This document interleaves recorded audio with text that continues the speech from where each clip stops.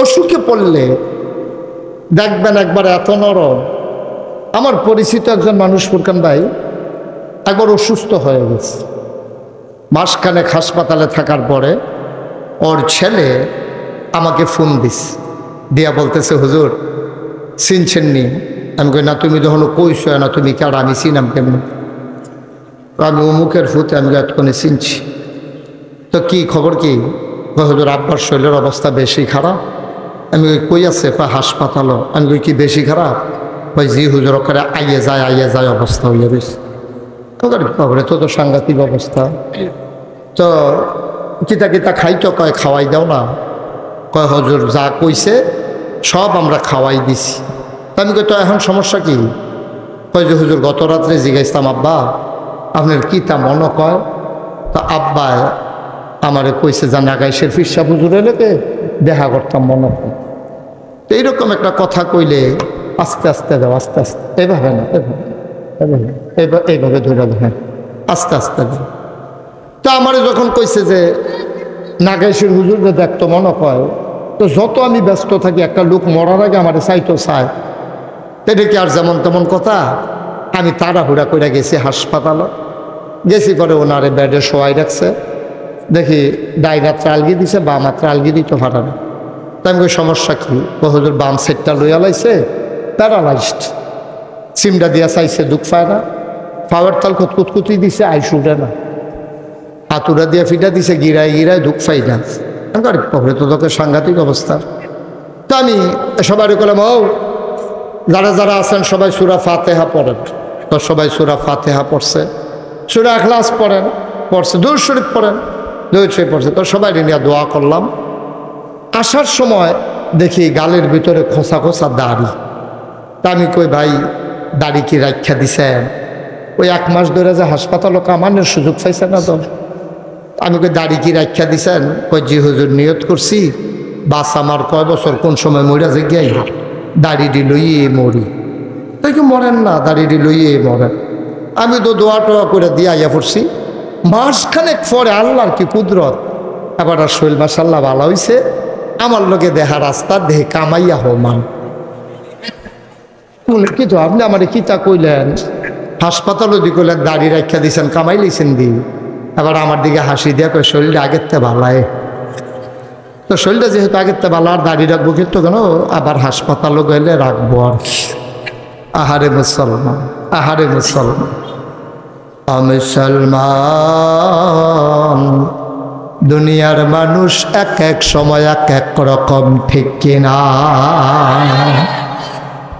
আমার আল্লাহ যা বলেন তাই করেন। তিনি কখনো ওয়াদা খেলাফ করেন না। ওয়াদার খেলাফ করা আমার আল্লাহর জন্য শোভাও পায় না। তিনি নিজেই নিজের ব্যাপারে ওয়াজ করে দিলেন। আল্লাহ বলেন, ইন্নাকা লা তুখলিফুল মিয়াদ। আমার আল্লাহ এমন আল্লাহ, তিনি যা ওয়াদা করেন, ওয়াদার খেলাফ করা আমার আল্লাহর জন্য শোভা পায় না, ঠিক কিনা? এই আল্লাহ আছেন নাকি নাই? ছিলেন নাকি ছিলেন না?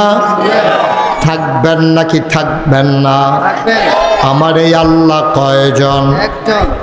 জোরে কন, আর জোরে, মধুর সুরে, সবাই মিলে মন প্রাণ উজাড় করে গলা ছেড়ে দিয়ে মধুমাখা কণ্ঠে আকাশ বাতাস প্রকম্পিত করে বাঙ্গরার জমিন কাঁপিয়ে দিয়ে রাতের নিস্তব্ধতা ছিন্ন ভিন্ন করে। চলো সবাই মিলে সমস্বরে ওই আল্লাহর একটা ডাক দে, আল্লাহ। ও প্রাণের আল্লাহ, খুঁজে খুঁজে দেখলাম সব কিছুর মতো পাইলাম, তুমি আল্লাহর মতো পাইলাম না। আমরা যখন বিপদে পড়ে যাই একবারে নরম হয়ে যাই। মানুষগুলো যখন নির্বাচনে দাঁড়ায় তখন হয়ে যায় একরকম, পাশ করার পরে হয়ে যায় আরেক রকম, ঠিক কিনা? নির্বাচনে দাঁড়াইলে দেখবেন যেই নরম। তোমরা এভাবে উপরে উঠে বসে রয়েছো কেন? এই যে লোকজন পেছন থেকে দেখতেছে না? হ্যাঁ, তোমরা এই সিস্টেম কই চালু করলো আবার? ইউটিউবাররা নিচে বসো, সবাই সবাই নিচে বসেন। আপনার ও সবার মাথার উপরই ওইটা বসে রয়েছেন কেন? সবাই কনা আমিন, জোরে কনা আমিন। নির্বাচনে দাঁড়াইলে দেখবেন এত নরম, যাবার করে হগিনি বেড়া বেডির ফাও গিয়া কাম করিন না, বেড়ার ফাও গিয়া ধৈরালা একটা বুটের বন্ধ করেন না। এটা কি খাওয়া দাওয়ার জায়গা? এটা আমি তো খালি দেখতে আছি আপনি কিতা করতে আছেন। আপনি যেমনি বুট খান, মাইসে তো ভাত তো এমনি খায় না। কেজি খানিক বুট খাইয়া লাইছে কয় মিনিটের ভিতরে। আমিন কর। মুইটাইয়া কি শুরু করছে মনে জানে, আজ 2 বছর ধরে ভাত খায় না। এই একটা বাপ ভাই, একটা পাখা আনতে কি এতক্ষণ লাগে? এই ঘর থেকে একটা পাখা আনতে এখানে কয় ঘন্টা লাগে একটা পাখা আনতে?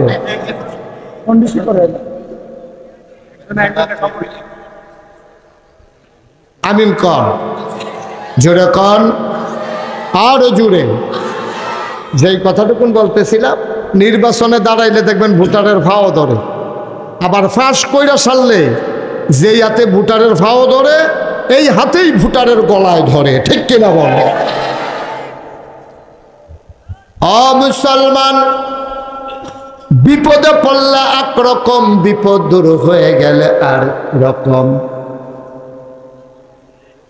বন্ধুরা আমার, ভাইরা আমার, সে আমাকে ওয়াজ করতে দেবে না, ইচ্ছা করে এরকম করতেছে। আবার ধরছে কেন মাইকটা? দুনিয়ার মানুষ, আর একটু কমাও। অসুখে পড়লে একরকম, ভালো হয়ে গেলে আর একরকম। ঠিক কিনা? কলিজার টুকরা যুবকেরা, পর্দার আড়ালের মা ও বোনেরা, ওকে ফাইন আর ধরবা না। এই যে সব বাইকম্যান সব সরা আনতে, ওটা আনতে, ওটা সব 10-12 জন। আর একবারও ধরবা না মাইক। আমি যতক্ষণ না বলবো মাইকের ভিতরে হাত দেবা না, ঠিক আছে? তুমি এই কথা মাইন্ডা থাকতে পারবা না। ফিসমোড়া বান্ধি ওঠাই লিতা, তুমি মাইকে ধরবা না। ওকে মনে থাকে যেন তুমি ধরছো তো তোমার খবর আছে। ওয়াজটা শুরু করতাম পারছি না, ফেস লাগাই দিয়া বই হয়েছে। সবাই পড়েন আলহামদুলিল্লাহ, জোরে আর জোরে। আপনারা যারা সামনে পেছনে ডাইনে বামে যারা বসেছেন, বিশেষ করে বাচ্চারা, আমাকে বিরক্ত করবা না। তোমাদেরকে ইতিমধ্যে 3-4 বার ডাক দেওয়া লাগছে। আরেকবার ডাক দেওয়া লাগলে কিন্তু উঠাই দেওয়া ছাড়া আমার আর কোনো উপায় নেই। কারণ অনেক দূর দূরান্ত থেকে লোকজন আসছে। তোমরা 4-5 জন ছেলের জন্য তো মাহফিল নষ্ট করে দেওয়া যাবে না। প্রয়োজনে তোমাদেরকে সরাই দিতে হবে, মাহফিল চলতে থাকবে। কেউ বিরক্ত করবা না, এদিক সেদিক তাকাবা না। এই ছেলে, এই কি হয়েছে তোমার?